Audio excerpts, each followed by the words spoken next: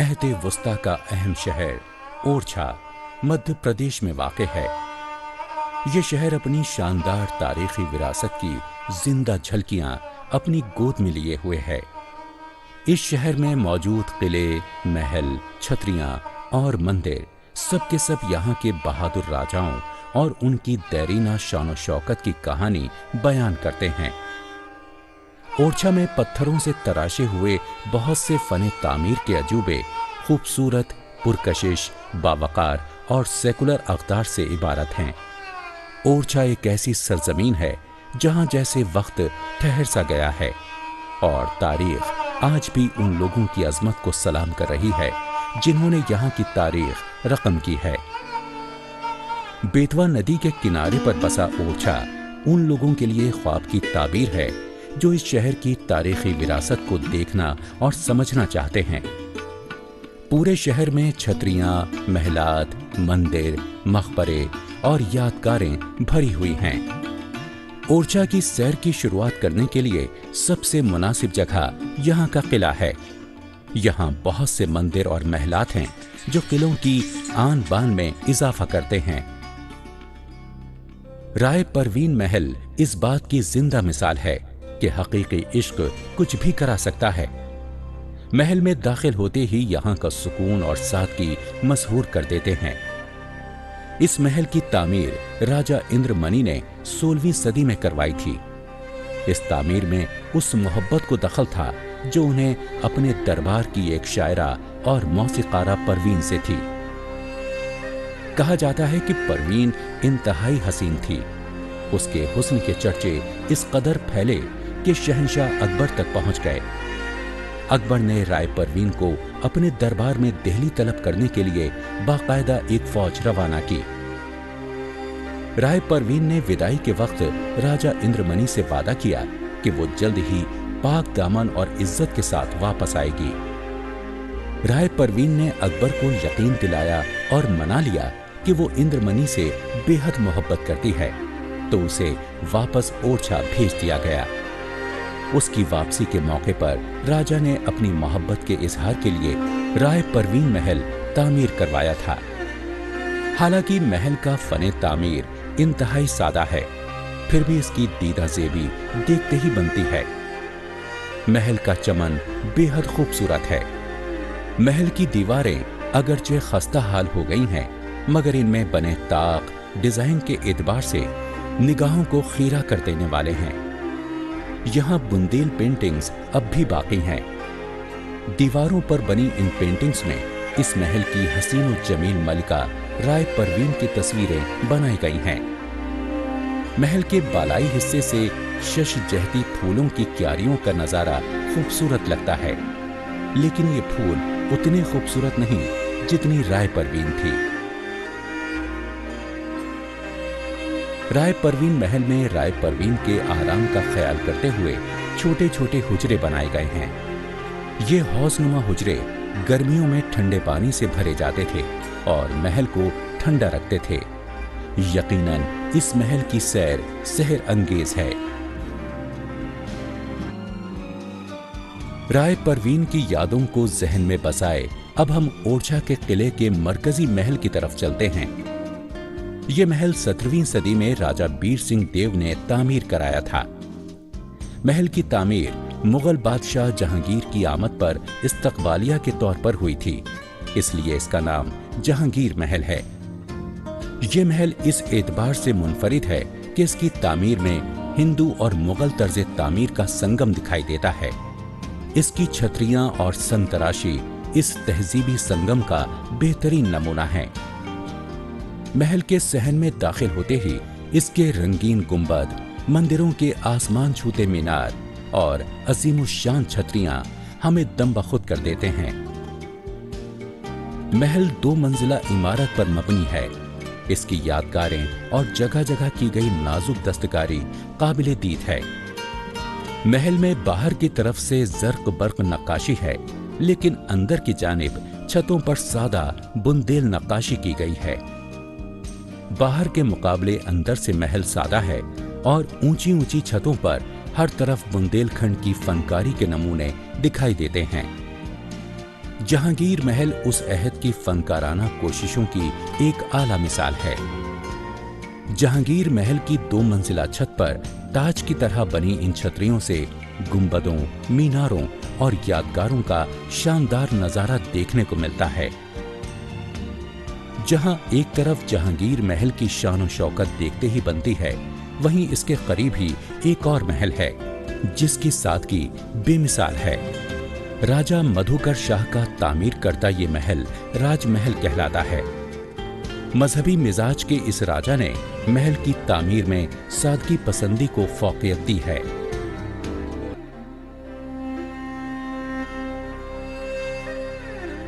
जहांगीर महल के सामने कुछ दूर पत्थरों से बने रास्ते पर जाएं तो हम एक पत्थर की इमारत तक जा पहुंचते हैं। ये इमारत ऊंट घर के नाम से मशहूर है।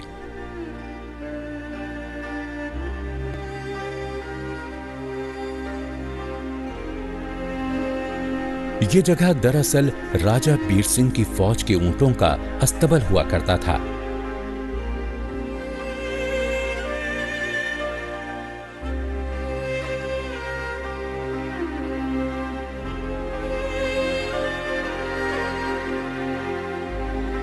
इस शाही अस्तबल में ऊंची ऊंची दीवारों के मुख्तलिफ साइज के हुजरे बनाए गए थे।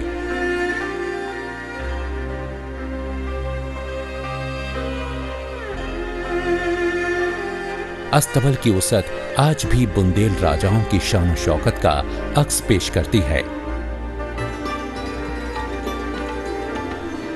जहांगीर महल के सामने एक और खूबसूरत तारीखी इमारत जो सयाहों की तवज्जे अपनी तरफ खींचती है, राजमहल है। ये एक मुरब्बा शक्ल इमारत है और किले की दीगर इमारतों की बनिस्बत ये राजमहल अपनी एक सादगी भरी शान रखता है। राजा मधुकर शाह राजा बीर सिंह की नस्ल से ताल्लुक रखते थे। जहांगीर महल के सामने वाक़े राजमहल इन्होंने तामीर करवाया था। मजहबी सोच वाले राजा मधुकर शाह के जरिए तामीर ये सादा महल सयाहों के लिए इंतहाई पुरकशिश मकाम है। हर चंद के यहाँ तामीरी एतबार से बहुत सी खुसूसियात ना हों, लेकिन इसकी दीवारों और छतों पर की गई मुसव्वरी इस बात की गवाह है कि राजा आर्ट के तईं कितना आला ज़ौक़ रखता था। महल का ये आर्ट आज तक इसे अहम तारीखी और सयाहती मरकज बनाए हुए है। किले की एक और अहम जगह दाऊ जी की कोठी है। मजे की बात यह है कि बुंदेलखंड और इस किले की तारीख में दाऊ जी नाम का कोई अहम आदमी नहीं मिलता। तो फिर ये दाऊ जी कौन हैं और इस कोठी की क्या अहमियत है? दरअसल किले की दूसरी इमारतें जहां बादशाहों के इश्क की निशानियां हैं, वहीं कुछ आम लोगों की यादगारें भी किले में मौजूद हैं। दाऊ जी दरअसल शाही अस्तबल के एक मुलाजिम हुआ करते थे। अपनी खूबसूरत बीवी के साथ इस घर में रहने वाले दाऊ जी की बीवी पर बादशाह फरिफ्ता हो गया। उस इज्जतदार जोड़े ने इस बात से दिल बर्दाश्ता होकर कुएं में कूदकर जान दे दी। उन दोनों के प्यार की कहानी एक तारीखी दास्तान बनकर मशहूर हो गई। किले में वाक़े इस घर में झाड़ झंकार के बजाय दाऊ जी की नस्लें आज भी जिंदा होती अगर उन दोनों को जिंदा रहने दिया गया होता। ओरछा से सबसे करीब तरीन मकाम झांसी है। ओरछा आने वाले झांसी जरूर जाते हैं और सयाहों की पहली मंजिल होती है बरवा सागर झरना। अब से 300 साल कब्ल ओरछा के राजा उदित सिंह ने झांसी में बरवा सागर झरने पर एक झील बनवाई थी। ये झील मराठों और बुंदेलों की जंगों की गवाह है। कहा जाता है कि झील कभी नहीं सूखी। बरवा सागर झील इतनी वसीओ अरीज है कि इसको देखकर समंदर का गुमान होता है। इसका पानी आज भी सूखा नहीं है और गुजरे अहद की कहानियां सुना रहा है। इस झरने का शफ्फाफ और शीरीं पानी थके मांदे मुसाफिरों की प्यास का मदावा है।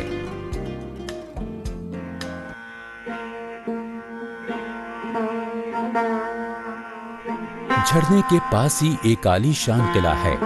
किले के अहाते में दाखिल होते ही चारों तरफ खुशगवार हरियाली दिखाई देती है, जिसके बीच कुछ खंडरात खड़े हैं। बरवा सागर किले के बारे में अलग अलग दास्तानें हैं। कुछ लोग बताते हैं कि यह किला बुंदेल फरमा रवा इस्तेमाल करते थे। क्योंकि ये बरवा सागर झील के एकदम नजदीक है, इसलिए इसमें बुंदेल राजा शानो शौकत और आराम के साथ रहा करते थे।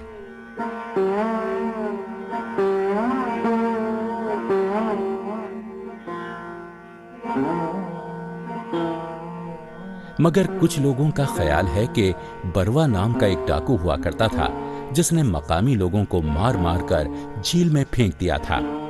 इसी मुनासबत से झील का नाम बरवा सागर पड़ा और किला भी इसी नाम से मशहूर हो गया।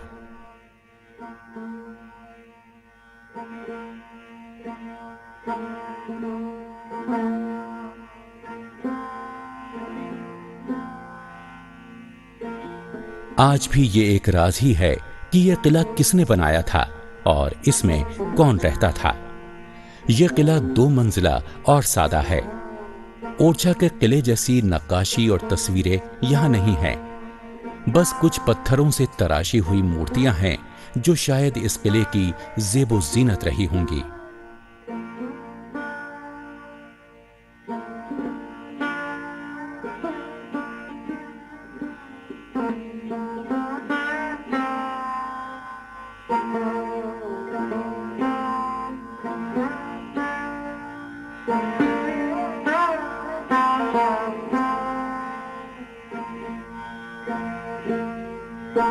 किले में एक जियारत गाह भी है जो किले के मुकाबले नई नई बनी लगती है, लेकिन उस अहद से ताल्लुक रखने वाला मंदिर अभी यहां मौजूद है। ये मंदिर शिकस्ता हालत में है, मगर उस अहद की शान शौकत का मजहर है। इस किले की कहानियां सुन चुके हों तो आइए दूसरी जगह चलते हैं जो बरवा किले में तामीरी विरासत के नुकसान की तलाफी कर सके।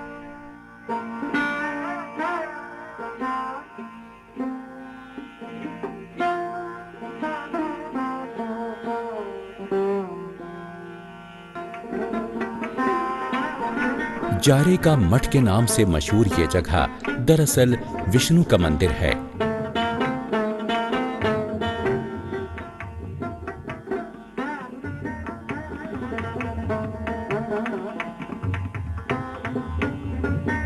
इस मंदिर में कुछ शानदार फनकारी के नमूने मिलते हैं। मंदिर की मूर्तियां वक्त के थपेड़ों और महकमे आसार कदीमा की खुदाइयों के सबब खो चुकी हैं।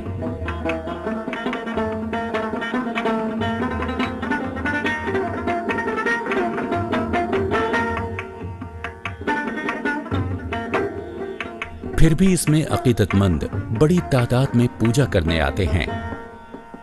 इस मंदिर के अंदरूनी हिस्से में नस्ब मूर्तियां संग तराशी का उम्दा नमूना हैं।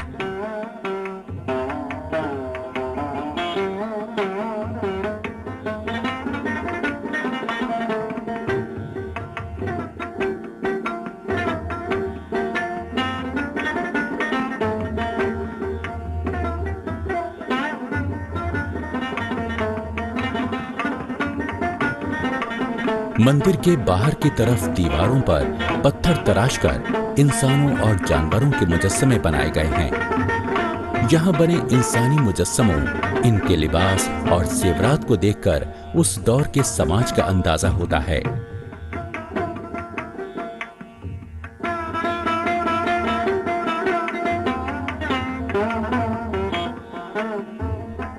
यहाँ मंदिर पर होने वाली तज़ीनकारी खजुराहो के मंदिरों पर होने वाली तज़ीनकारी की याद दिलाती है। ये तज़ीनकारी दुनिया भर की सकाफती मीरासों और तारीखी इमारतों की तज़ीनकारी को टक्कर देती है।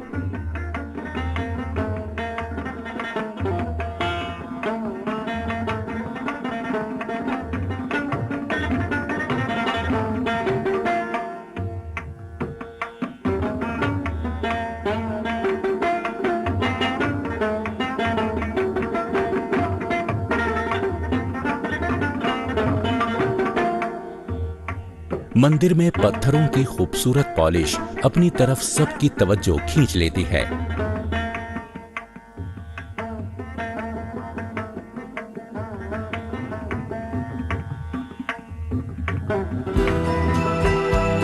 ओरछा दस्तकारी के लिए मशहूर है।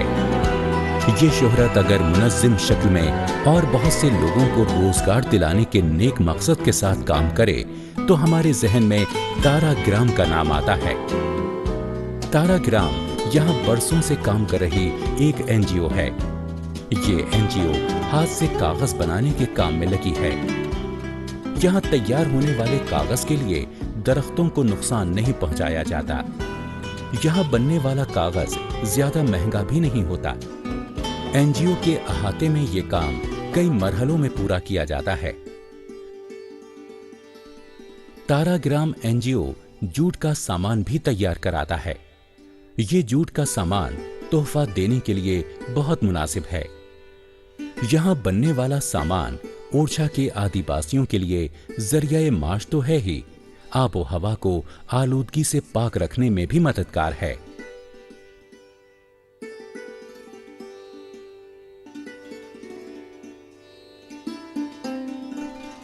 जब ओरछा में गुरूबे आफताब होता है और पानी सुनहरी रंगत इख्तियार कर लेता है तो देखने वालों को ओरछा का एक सुनहरा रूप दिखाई देता है।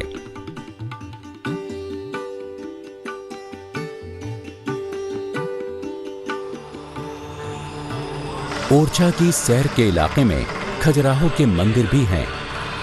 ये शहर अपने शाही मंदिरों की वजह से मशहूर है। चंदेला सल्तनत के बादशाहों ने 10वीं और 11वीं सदी के दरमियान ये मंदिर तामीर करवाए थे। सन 950 से 1150 के दरमियान 200 साल में इन मंदिरों की तामीर हुई। इस दौरान चंदेला सल्तनत की राजधानी महोबा मुंतकिल हो गई, लेकिन खजुराहो बहरहाल तरक्की करता रहा।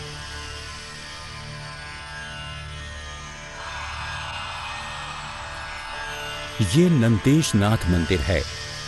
ये मंदिरों के साथ एक चबूतरे पर बना हुआ है।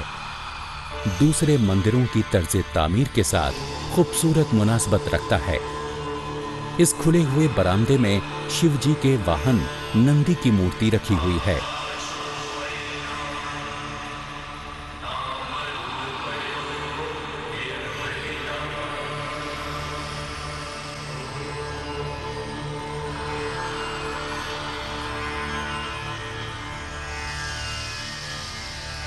इस अहाते का सबसे बड़ा मंदिर विश्वनाथ मंदिर है।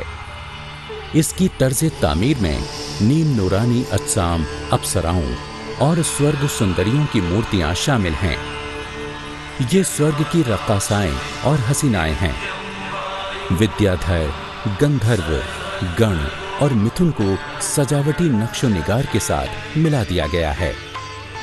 मूर्तियों के दरमियान मेहनत से तैयार किए गए ज्योमेट्रिक पैटर्न बनाए गए हैं।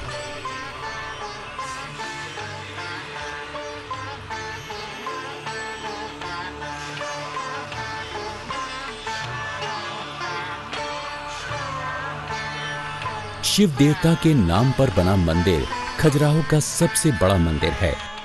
इसकी तामीर चंदेला राजा गंगदेव ने करवाई थी। दरवाजे से दाखिल हों तो अंदरूनी इबादतगाह मरकजी महादेव मंदिर तक रसाई होती है।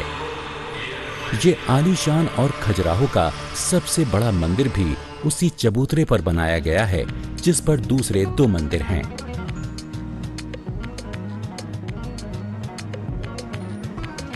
खजुराहो में कोई किला नहीं है क्योंकि चंदेला राजाओं ने अपनी सकाफती राजधानी में कभी कयाम नहीं किया। कहते हैं यहाँ पहले 85 मंदिर थे, मगर अब सिर्फ 22 बचे हैं, बाकी सब खंडर हो गए। इन मंदिरों की शोहरत जिनसी अफाल की मूर्तियों की वजह से है, मगर ऐसी मूर्तियां सिर्फ एक छोटे हिस्से में हैं। बाकी मूर्तियां हिंदुस्तान के देहाती इलाकों में रहने वालों की जिंदगी की तस्वीर कशी करती हैं।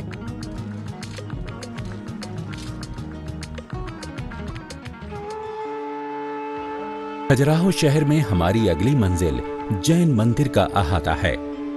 ये मंदिर खजुराहो के दूसरे मंदिरों की तरह कदीम तो नहीं है, मगर मकामी लोगों के अकीदे और अकीदत की अलामत जरूर माने जाते हैं।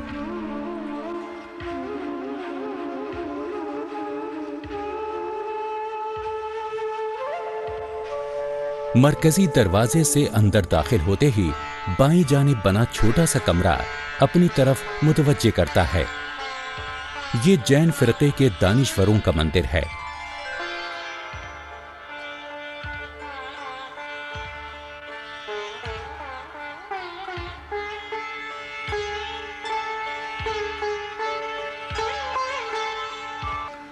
मरकजी दरवाजे के बाद एक वसी सहन है जिसमें महावीर जी का मंदिर है। यहां महावीर जी की बहुत बड़ी मूर्ति आसपास के शहरों से आने वाले अकीदतमंदों पर करम की बारिश करती रहती है।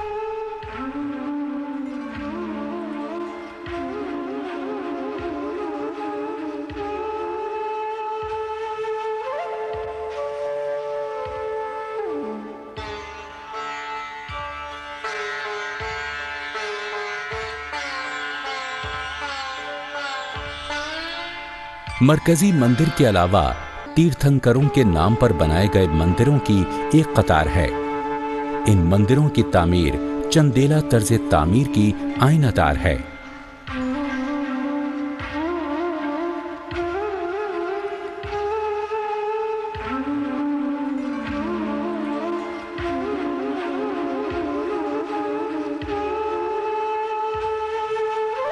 जैन मंदिर के पास ही मशरिकी मंदिर हैं।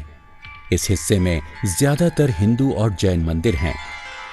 यहां पर वाक़े पार्श्वनाथ के मंदिर की इमारत सब मंदिरों में नुमाया है। इस मंदिर के घुमावदार मीनार और उन पर बेशुमार मूर्तियां विश्वनाथ मंदिर से मिलती जुलती हैं। दूसरी दीवारों पर मूर्तियों की 3 कतारें हैं, जिनमें देवी देवताओं और दूसरी आसमानी मखलूकात दिखाई गई हैं।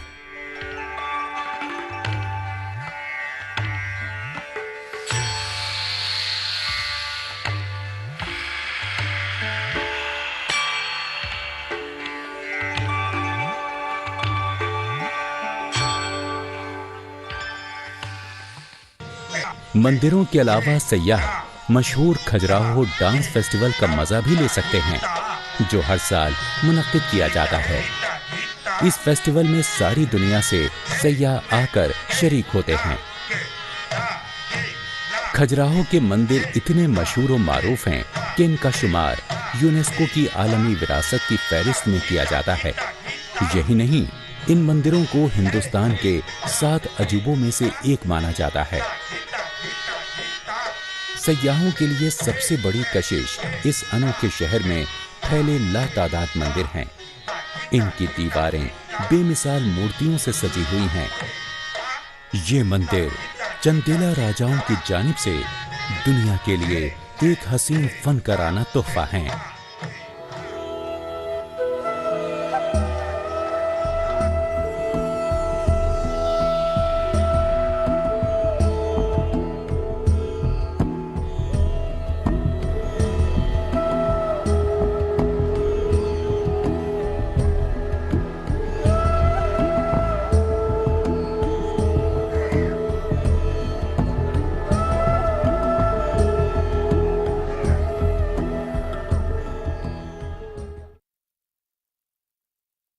I'm so late. बेटा प्रोफाइल्स देखे? डैड इतने